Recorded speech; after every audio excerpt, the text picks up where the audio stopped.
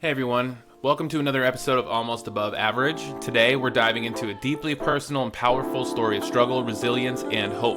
We're focusing on Allyssa, a brave woman who's been on a challenging journey with addiction and is now embracing the path of recovery. Alyssa's story is one that many might find familiar, a journey that began with alcohol and spiraled into a battle with opiates and other substances. Like many others, she found herself trapped in a cycle of addiction, facing legal troubles including DUIs and struggling to break free. But Alyssa's story isn't just about the darkness of addiction. It's about the light of recovery and the strength to keep trying, the courage to choose a different path. After hitting what she describes as her mental, physical, and spiritual rock bottom, Allyssa made the life-changing decision to seek help. In this raw and honest conversation, we'll hear about Alyssa's experiences in rehab, the challenges of maintaining sobriety, and the profound impact that this journey had on her life and relationships. We'll explore the importance of self-awareness in recovery and the ongoing struggle that comes with choosing sobriety every day. So whether you face similar battles, know someone who has, or simply want to understand more about the realities of addiction and recovery, stick around. Alyssa's story is a testament to the human spirit and the power of perseverance in the face of overwhelming odds. Now let's get started with Allyssa M. It came back. Okay. Well, my bad. I don't know what happened. Sorry, I forgot if I sent you the link or not, but I was like, maybe I'll send it again, see if she pops on. No worries. Hi, how are you? You're Allyssa, right? Yes, nice to meet you. Nice to meet you. My name is Chris. I think we met on Threads, right? I don't remember what we were talking about, but I know it was something, it had to be with something to do with sobriety because I know that that's what I'm doing. Yeah, definitely along those lines. So what's your deal? What's your name? So, well, let me explain my podcast a little bit so you kind of understand. So, the reason I kind of started it is because I'm a bad alcoholic, a recovering alcoholic myself. I've been on the 27th of this month, I'll have 4 years. So that's Nice. exciting. But, you know, before that, I've tried to quit before for years. I had been to AA when I was younger, like when I was 19, 20. But I Yeah. went to AA and it was one of those things where it felt like a punishment. So I didn't get nothing out of it. You know what I mean? Like I felt like I was being punished and I felt like I had to go. So I was like, I didn't soak any of it up. And then, eventually I just kept drinking more and more and more and bullshit kept happening and happening. And eventually I just got to the point where I had to quit or I was legit going to die. I tried to die very hard, Yeah. and luckily I didn't. But what brought me back to the edge was I was like sitting in an AA meeting after I first moved here to North Carolina, and I was just pissed off that I had to be there. I was pissed off because I couldn't drink, and I Mhm. didn't know how to feel with my emotions because a lot of alcoholics, especially me, like I didn't know how to deal with my feelings properly because I had never done it before. You know what I'm saying? I was 13 when I started, and I this guy shared in this meeting, and he said, I don't remember who he was. He said his story, he said his share, and it was like he was nailing everything that I am. I was like, dude, this guy is talking about me. And I was like, man, if I can connect with his story, and that from that moment, it kind of changed my life. I'm like, all right, maybe there's something to this, AA shit or, whatever these guys are talking about.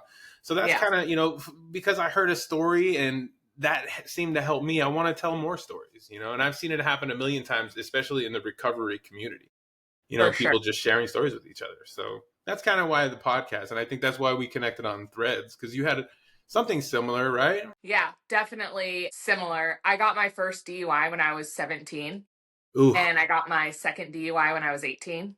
man. And I still thought, like, I don't have a problem. Like, they are the problem. It's not me. Right. And I didn't get sober until I was 30. So I had that long of thinking that, like, it's not my problem Right. and it's something that's cool and whatever. And I started drinking when I was 13, 14. And so it was something I didn't know how to live without, don't know how to feel without. You're happy, you go out for drinks, you're sad, you drink. And there's a million other emotions in between that. And you just cope by getting numb. And so I tried to get sober. I'd been to rehab. I went to jail. Like I'd gone to all these places, AA. I couldn't relate to anyone. I didn't see anyone that like I felt would be like my friend outside of that room. But I did hear a story in, I think it was in rehab, and someone was talking about how they drove and they hit a school bus like full of children. And that was his moment, and like he went to jail and was forced to get sober, but had that happened he didn't even like consider getting sober. Did he get sober? He was in treatment, and this was when I was like 2021, so this was like a decade ago, but it was Yeah. a story like that where I was like, this shit happens all the time. Right. And Right. people don't stop drinking until what? Like everyone has a different point. I've yeah. I mean, I know people in their 70s, like homeless people. Like I'm involved in the recovery community where I live. I live in Raleigh, North Carolina, Okay. and like there's some dudes in their 60s and 70s that are homeless, living in the forest, and still that's their drive all day long. Like get money for alcohol, maybe a little bit for food, and then find a place to sleep. Oh my gosh, it just got really windy in here, Rose. Sorry, I had my window open and Okay. like the wind gust blew in here and like shook the whole room. I was like, holy crap. But Yeah. yeah, man, it's just I don't know. It It's like that in knows Portland, no Oregon. age bound. No, none. It You live in doesn't Portland? discriminate. Right. So where do you know why you drank so much? Like what was your childhood like? Where did you grow up? What about like, I'm from Oregon. I live in a suburb outside of Portland, Oregon. Hmm. My parents were together until I was 8, and their divorce was traumatic in the fact that like I got off of a school bus and my mom had a moving van and she dipped on my dad. And we were a very Christian family.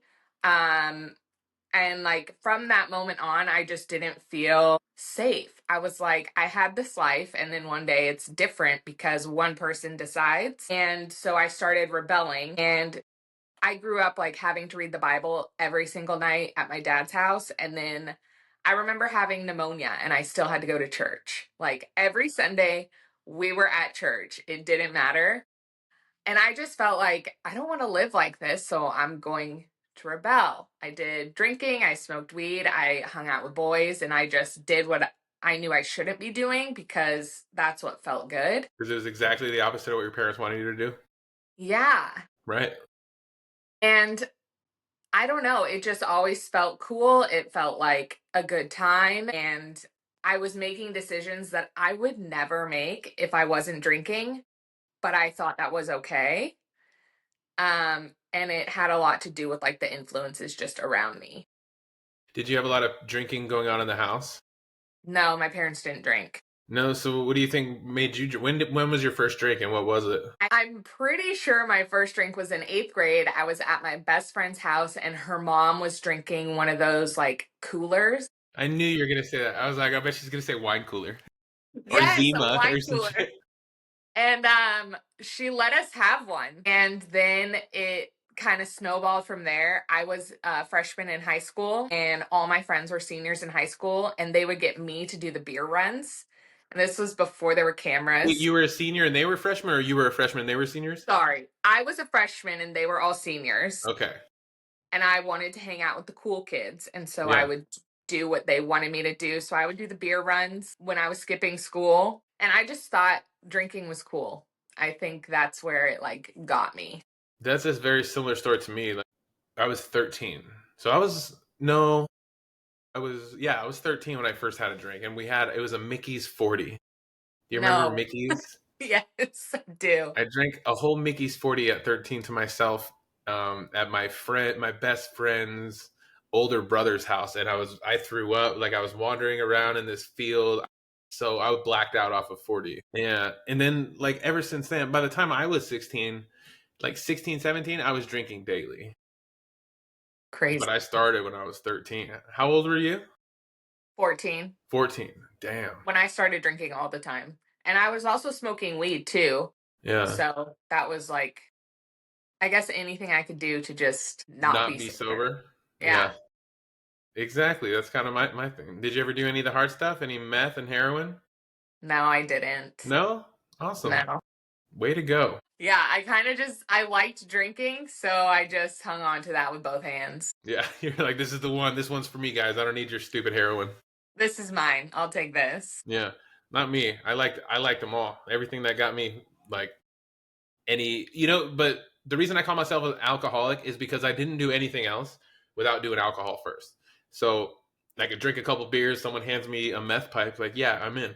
If I'm sober before that, I'm probably not going to hit it. I'm probably not going to hit the heroin, Yeah. but because I was drinking, like, eh, whatever, and that kind of led to just years and years of bullshit. So Yeah. when you were 14 when you started drinking daily, so what happens after that? Did you go to college or did you graduate from high school? I ended up in high school, I ended up having like a truancy officer. My parents hired someone to like escort me to school. Hmm. So I ended up graduating early and then I enrolled in college and I wanted to be a third grade teacher because my third grade teacher was so mean to me. Um that I was like, I'm gonna be a third grade teacher. And She it was left an when my impression. You're like, I'm gonna make up for this shitty third grade teacher. she was the worst. I was 8 years old. My parents had just gotten divorced, and my mom is someone who will be late to her own funeral. And she had me late every day at school, and I would get in trouble. And my third grade teacher was so mean to me. Yeah. So I was in college, and I found out that if you have a DUI, you cannot be a teacher, and let alone two. You can. So I got my second DUI 364 days after my first. Oh, man. So the diversion that I did maxed out, and my first DUI became my second. So my license got revoked for 5 years. I got a driving while suspended. I got all these things, Yeah. and I went to jail. And then I got a probation violation, and I went to jail again because I had a dirty UA. Yeah.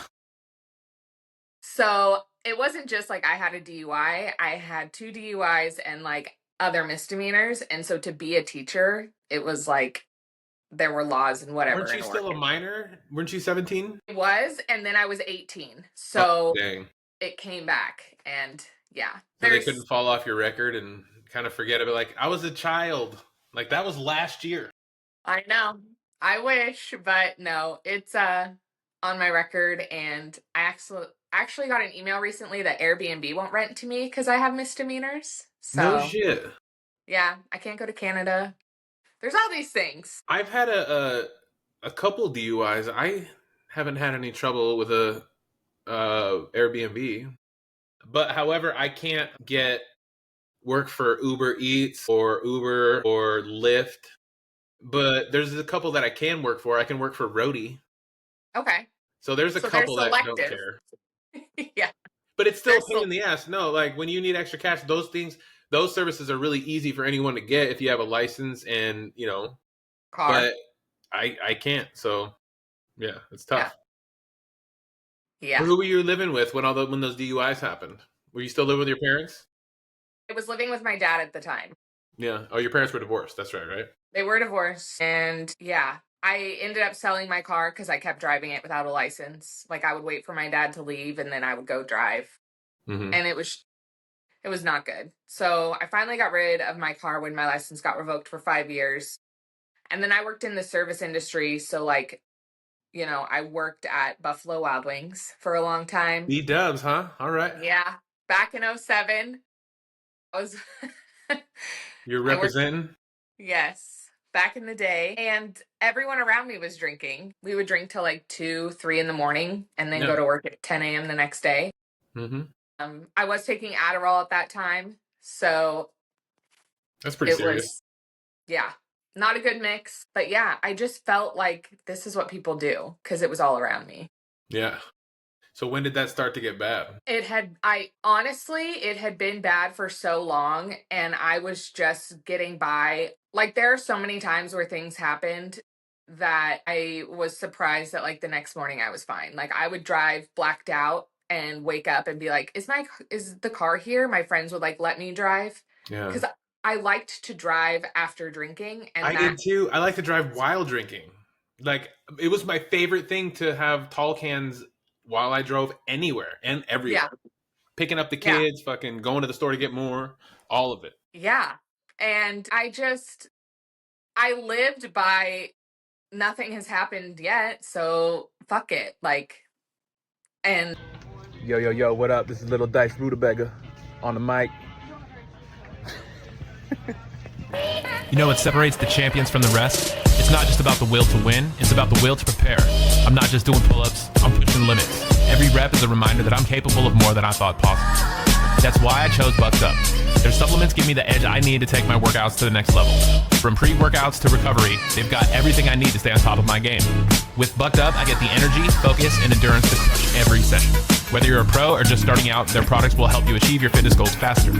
Ready to unlock your full potential? Visit buckedup.com and use code McMedia1 at checkout for exclusive savings available only to my followers.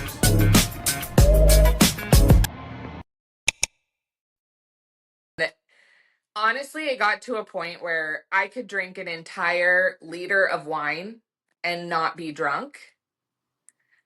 And like I had to want something different for myself. And that was the only way I was going to get sober. So from like 19 years old to 27, I went hard. I was drinking all the time. And in there, I would try to not drink for 30 days. I would try to not drink for dry January or sober October. And something would always come up where I was like, well, I can't do this if I don't have a glass of wine in my hand. Like, that's insane to even think of doing it that way. And then I read two books, honestly, were the pivot points for me. It was This Naked Mind and Quit Like a Woman. Like a woman? I haven't heard of that. It just goes into the perspective of like, we're already oppressed and you want us to be intoxicated on top of that. So, how am I? And in 2020, I don't know how much of a timeline you want from this story, but in 2020, I got knocked up on March 10th. And it was honestly just like that movie, Knocked Up, where I met someone. We realized like we kind of weren't for each other and we had gone our separate ways. Mm-hmm. And I realized I was late. I took a pregnancy test on March 10th. And then on March 17th or 18th, my county went into lockdown. Yeah, that was And right at the beginning of the pandemic. yeah. Yeah. And had I not been pregnant during that pandemic where I was working from home, I couldn't see friends, like I would have just drank myself to death. Yeah, man. Because like what else was I going to do during that Were time? you getting government money at that time? No, I was working. So I Okay. went working remote. Like I had a job and everything. And then COVID happened and they were like, okay, go work from home. The person that I was having a kid with was a recruiter for the Marines. And they were like, he still went to work. So I wasn't going to get to know him. Like I thought I would get COVID, pregnant, and die. So Shit. it was wild. And then even they say in your third trimester, you can have a glass of wine. Mm-hmm. And so I did. I drank during that pregnancy the allowed amount. And it was right before my daughter turned 1 year old that I had this realization, like, you have room to be wasted all the time, or you have room to be a better person. Like, you can't hold on to both of these things. And you really have to decide, like, who you want to be now that you're setting this example. And so when I read the book, Quit Like a Woman, like I had drank and had things happen to me where I didn't consent. And now that I have a daughter, the first thing that people are going to ask her when something happens is how much did you have to drink? And I remember like I was putting her to bed at night and I couldn't wait for her to go to sleep. Bless you. Excuse me. You're fine. I couldn't wait for her to go to sleep so I could go drink. And I'm like, what kind of like what kind of what kind of addiction is this where all I want to do is drink and there's so many other things that I could be doing with my time. Man, while you're saying that, I was thinking of that, me having that exact same feeling and then just being like, well, whatever, this is just what I do. This Yeah. is just what I do, you know? Yeah. Horrible excuse. Yeah. And I held on to like the mommy wine culture. I even remember getting my kid a shirt that was like about drinking. And then I again like read this book and it was like, what the fuck are you doing putting alcohol on a baby or saying that you need alcohol in order to be a parent? That's kind of disgusting. I've had that same feeling. I get it. Ugh, Yeah. that is disgusting. So it kind of just brought a light into the darkness of like, it's okay to drink. And it's honestly not okay to not be okay enough to take care of someone that you chose to bring into this world. And who am I if my excuse is that happened while I was drinking? I couldn't be the person where something happened because I was drinking. Right. Man, there's a lot of things in my life that exist because I was drinking. You know, a lot of bad things, probably a lot of enemies, I'm sure. Oh yeah. But the best way that I can that I feel like I can move forward is, especially to the people that I've hurt, like, you know, my kids, my wife, that kind of shit, is to just do everything right now, going forward forever. You know, just try to make all things that I'm doing correct now. That's the only thing I can do now. How were Yeah. you able to quit? Do you just quit kind of cold shoulder on your own, just got fed up? And that sounds like a lot of strong willpower. I smoked cigarettes for 10 years. And then one day I was like, I cannot say I smoked for 10 years. And so I quit smoking cigarettes. And I got sober on October 8th, but during this time was also the George Floyd trial. My children are mixed, I'm mixed. Like, so I was on a FaceTime with my friend, and we were watching the George Floyd trial together. Mm-hmm. And she got a text message that the guy she was with the night before passed away. And I'm like on this FaceTime with her, and she's like, I have to go. And what happened is her and him were out drinking for Sunday Night Football, and he crashed his car after they were together because he had been drinking and driving. And so she came from California to Oregon, and she stayed with me. And in that moment, we were drinking because someone died while they were drinking. And we were drinking to cope with the fact. Right. About drinking. And it all kind of hit me like, absolutely, this is not okay. Like, this behavior will get you killed or worse. Mm-hmm. I don't want to go to jail. I don't want to lose my right to drive my car for the rest of my, I don't want to kill like, all of these things kind of hit me at once in the face to where it was like, if you continue to drink after this, that's disgusting. And like, I don't want to be that person. Yeah. And it was on October 8th after she flew home from 2020? visiting me. 2021. Yeah. So it was right before my daughter 2021. turned one. It was right before my daughter turned 1 year old. I was like, you're about to be a mom for 1 year and you've spent this whole time drinking. Your friend's guy that she was seeing just died from drinking. You Ugh. have to stop now or you're going to die. And so it wasn't, I don't like, yeah, sure, it was willpower, but it was also me like looking at myself and being like, you can't, like, you honestly can't do this anymore. Yeah. You're going to die and you have a child that looks up to you, that needs you. Man, even that wasn't enough. And I think maybe for me, that wasn't enough because the mom was around. So I could kind of rely on her to take care of the kids, you know, if need be. But, you know, there was a time when we were separated and we split custody with my children. And it was just a dark, like, me and the boys, we grew really close together, but it was a dark time. Like, they would come every other week and it would just be me plastered for a week, or actually be plastered every single day. It's just I try to hold it together when the kids were over, you know, make dinner look normal, but I'm still drunk as hell. You know, sometimes my mom would come over and I'd be sleeping, like passed out, and she's like, the kids are here. I'm like, I know. Yeah. I can't believe the shit I used to do. It's just, it's despicable. Right. It's a do you think it's a disease? I don't think it's a choice. No. Me sitting here now, like sober, would I get in my car and close my eyes? No. But would I drink an entire bottle of wine and then drive to go get more? Yes. Who's making that decision, the alcohol or me? Right. So I've heard people say like to drink is a choice, but at the same time, alcohol is something that is actually actively rewiring your brain to choose alcohol again over everything else. So well, yes. Yeah, it's that thing, at least how it behaved in me is I needed that before I did everything. Anything, yeah. Yep. So like I'm drinking in the morning because I drank last night. I have to drink in the morning. Like, duh. Yeah. You know? What else am I gonna do? Yeah, what do you mean? Why are you looking at me funny, dude? Like, obviously.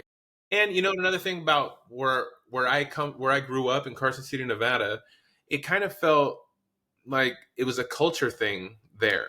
It's a casino culture, touristy town. You can get liquor and beer at every gas station, at every grocery store, all 24 hours a day. Like, it was Any no, hour. Yeah. yeah. So it was kind of just in our culture.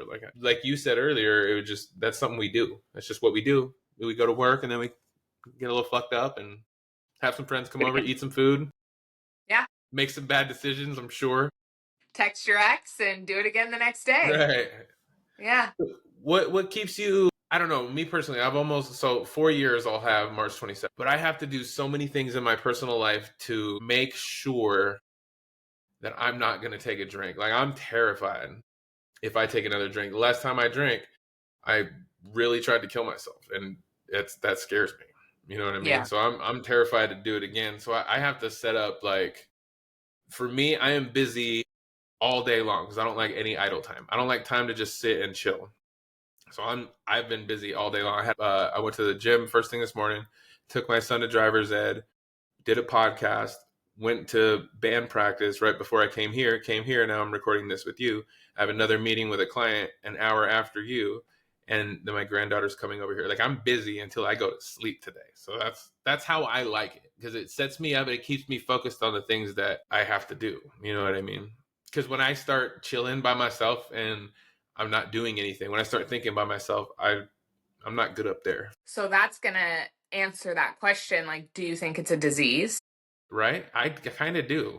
Because you cannot turn it off. And sure, I'm sober now, but like, there's this song by Demi Lovato, and it says like, I'm sober now, but I miss my vices. And I think about that Friday night. I get home and I'm Right. like, man, I just want to be numb. I don't want to think on. I just posted a video on my social media about like, I don't want to think about the laundry that I'm supposed to do. I don't want to think about if I ran out of diapers. I don't want to, like, I can't stop thinking about the things that I have to get done. And alcohol was my excuse to not think about things, but it was also my excuse to make decisions that I didn't want my name on. So I realized through time that like alcohol was a ritual for me. And so I do have my NA beverages. Like, I always have a drink like in my hand, whether it's I ice. also do. It's because it's a habit. Like, in the Yes. car, there's always a cup of something. Like, I need something to sip on the whole time. Yeah. Yep. And when I was smoking cigarettes, people would talk about it's like this oral fixation that like you have to have something like in your mouth. And so I just am like, and I got to a point where I was like, you're drinking too many sparkling sodas. And then I had to be like, you need to give yourself grace for the rest of your life, because you can drink as many sparkling sodas as you want and it's not killing you. And you're Yeah. not embarrassed when You're you're not going taking to drink your fourth sparkling tonic or, water and go commit a crime. Exactly. You know? So there's just so much shame in like, I didn't even want to say I was sober for the first 2 years, because what if I drank again? Right. You just I hadn't did. drank yet. Yeah.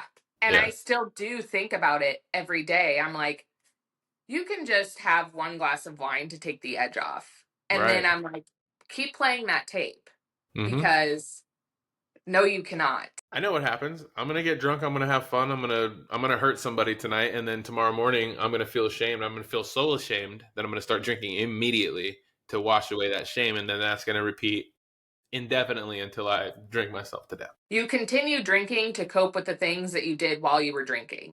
Right. It's a weird cycle. That is madness to me. That's how it felt to me.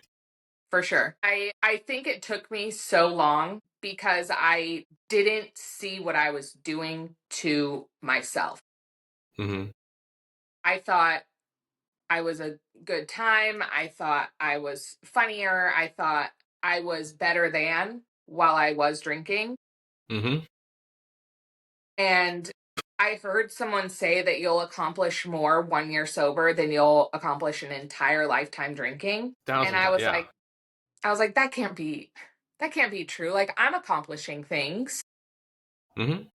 And then I stopped drinking and I was like, holy shit, look at all of these things I could have been doing with my time.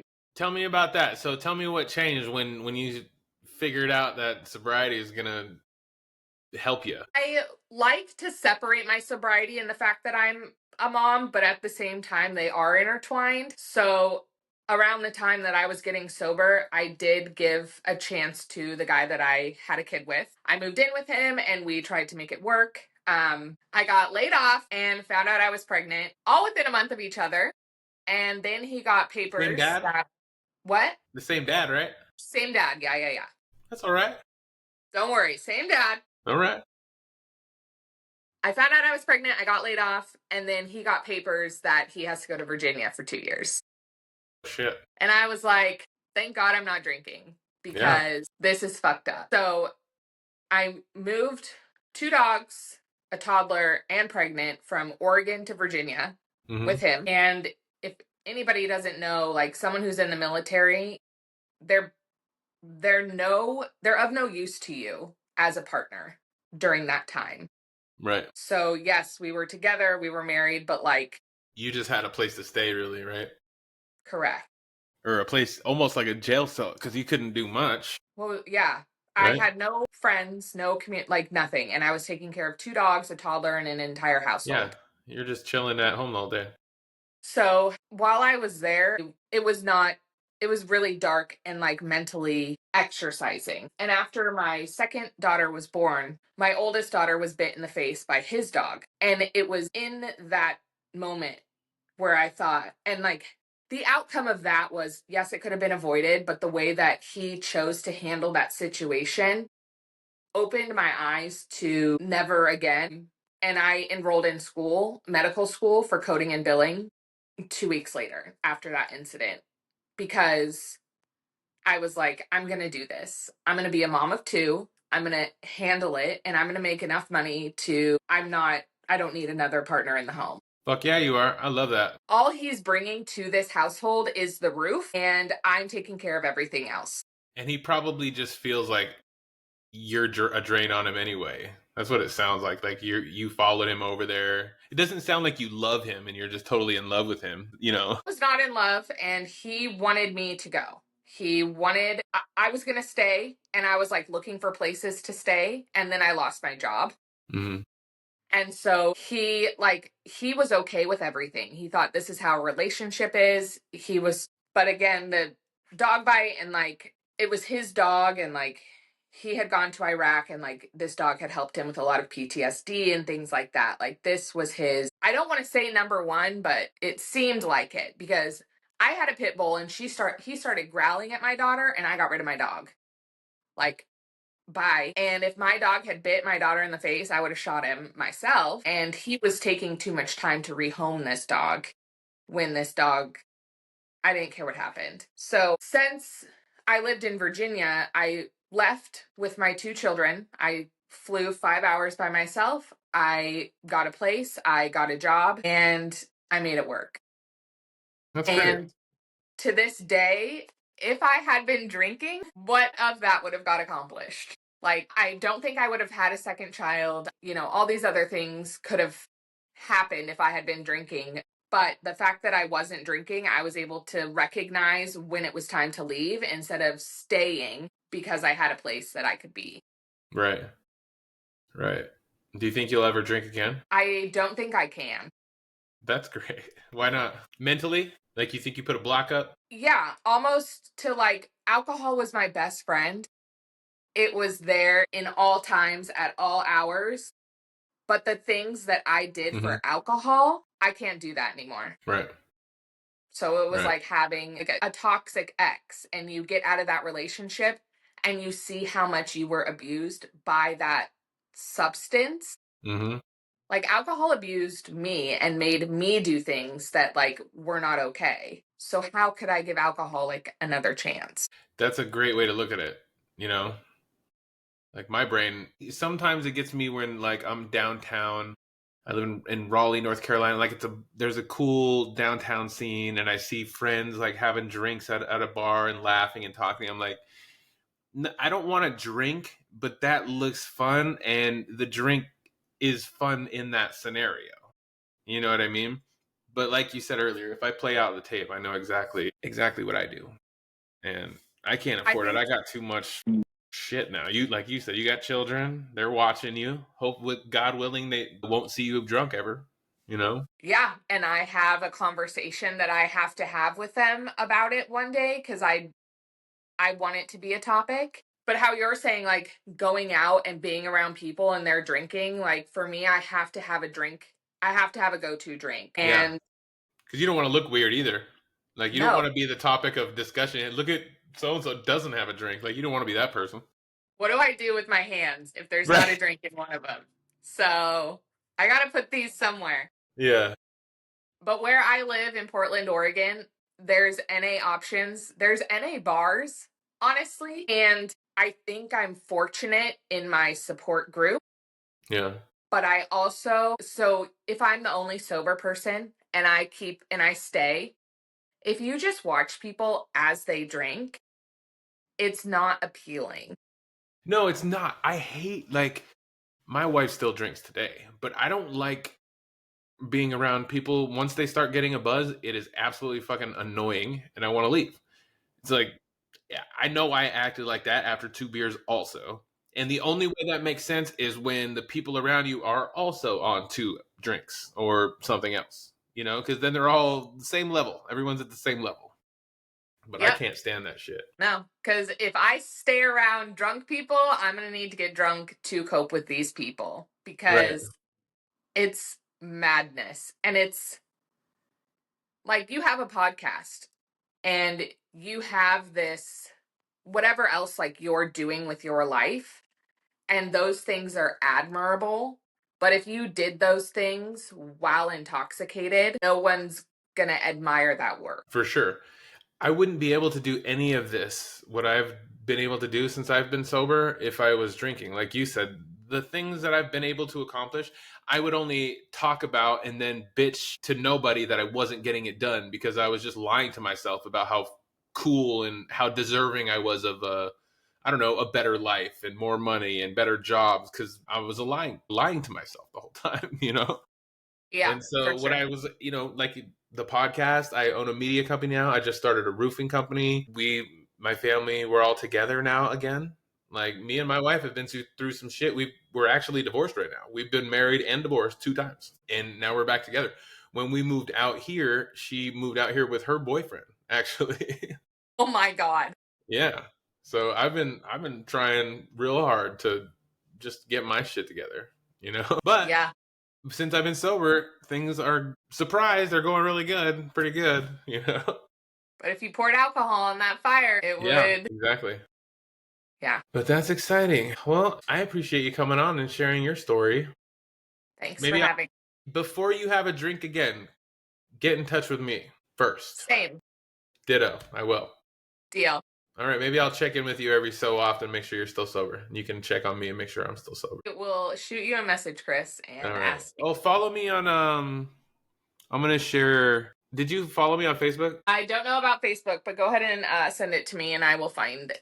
How about YouTube? I'm going to start redirecting everybody to YouTube. I'm on YouTube. I will be there. Okay, here, I'm going to share it in the emails. After we get off, can you leave it open for a few minutes because it just needs to finish uploading. It should say done uploading. And then, yeah, awesome. Thank you very much, Allyssa. I very much appreciate you coming on the podcast. Thank you for having me. Talk to you soon. All right. Bye. Bye. All right, guys, that wraps up another episode of Almost Above Average. But before we go, I want to extend a huge thank you to Allyssa for her incredible bravery in sharing her story. Allyssa, your honesty and vulnerability is truly inspiring, and we are grateful for the light you've shed on the journey of addiction and recovery. And to our listeners, if Alyssa's story touched you or opened your eyes, we've got a small favor to ask. Help us amplify these important voices by leaving a 5-star review wherever you get your podcasts. Your review doesn't just make us feel good. It helps others find our show and join our community of listeners who believe in the power of shared experiences. And hey, why not spread the love? Share this episode with someone who could use a dose of inspiration or understanding. Your share could be a lifeline someone needs to feel less alone in their struggles. Craving more almost above average content? We've got you covered. Check out the YouTube channel. It's McMedia Network for exclusive behind the scenes footage and visual storytelling that complements the audio episodes. Lastly, we want to hear from you.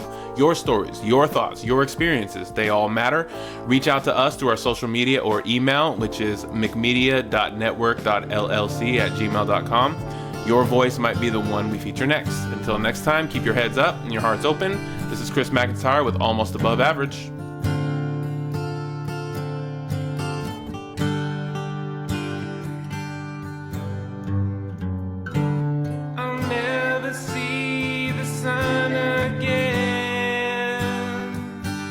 It's just as well I've said goodbye too many times inside my head.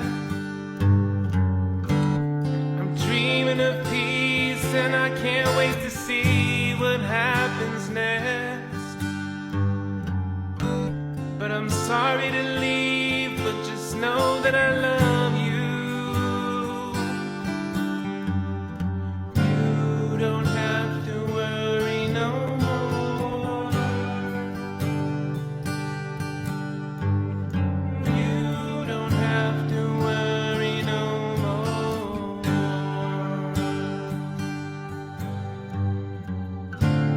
Forget everything I ever did. I didn't mean to be a bother. Or maybe I'm just wrong again.